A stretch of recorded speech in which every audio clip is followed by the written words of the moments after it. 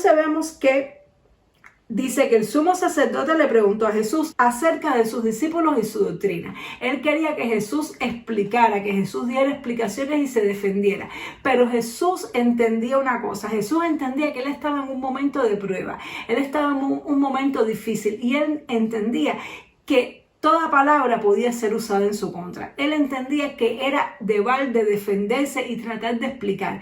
Él prefería mantenerse en silencio y por eso Jesús no quiso dar explicaciones. Él no quiso defenderse. Él no quiso gastar sus energías discutiendo con aquellas personas porque él sabía a lo que iba. Él sabía que él iba a entregar su vida y él no tenía no había ningún propósito en él dar explicaciones ni defenderse. Por eso es que Jesús dijo, yo no he hablado nada en oculto, me estás preguntando por algo que es de conocimiento público. Todas las personas que están aquí han escuchado, mis discípulos, todos han escuchado. Yo he hablado abiertamente en el templo.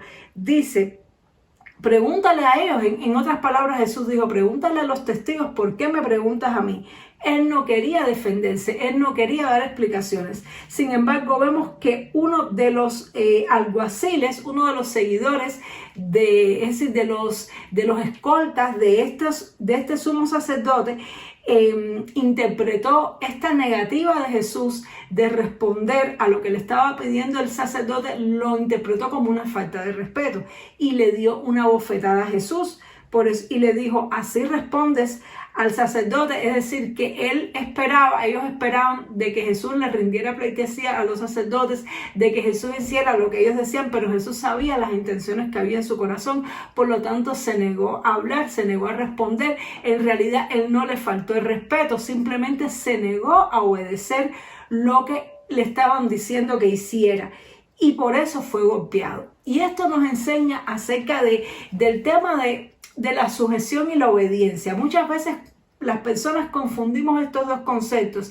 ¿Qué cosa es estar sometido y qué cosa es ser obediente? Son dos conceptos diferentes. Hay personas que interpretan que la sumisión y la obediencia es lo mismo, pero en realidad no. Jesús se sometió al juicio. Jesús se sometió a lo que le tocaba vivir. Jesús se sometió a sus enemigos, se entregó. Se dejó que lo ataran, se dejó que lo transportaran, se dejó que le hicieran todo aquel juicio que era totalmente injusto. Sin embargo, cuando le pidieron que hiciera algo en contra de su voluntad, él se negó a hacerlo. Y como consecuencia le dieron una bofetada y él tampoco se defendió de esto.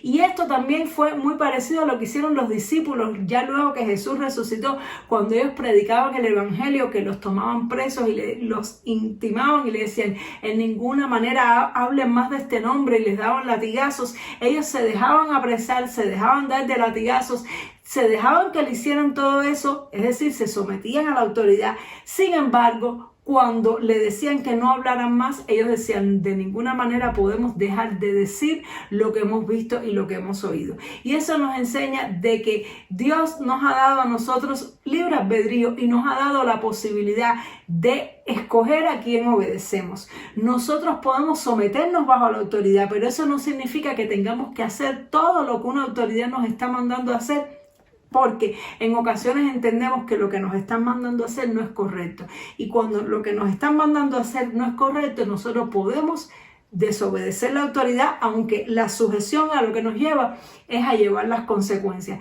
¿Qué es lo opuesto del sometimiento? Es la rebeldía. La rebeldía es usar uno la fuerza para defenderse. La rebeldía es atacar al agresor. Esa es la rebeldía. La sumisión es dejarse agredir, como hizo Jesús, pero no implica que uno tenga que dejarse, es decir, no implica que uno tenga que obedecer a todo lo que le están diciendo que haga cuando uno sabe que eso no proviene de Dios. Y eso lo tenemos que tener muy claro, porque la palabra de Dios nos enseña que debemos sujetarnos a todos, debemos sujetarnos a las autoridades, tanto en nuestra casa como en nuestra iglesia, como en la sociedad. Pero tenemos que tener un ojo crítico. Si lo que nos están pidiendo es algo que nos perjudica, si lo que nos están pidiendo hacer es algo que va en contra de lo que Dios quiere que hagamos, nosotros con toda sujeción podemos decir, no lo quiero hacer. Y eso, no, aunque algunos lo pueden interpretar como una falta de respeto, no es una falta de respeto, sino que es el uso del libre albedrío.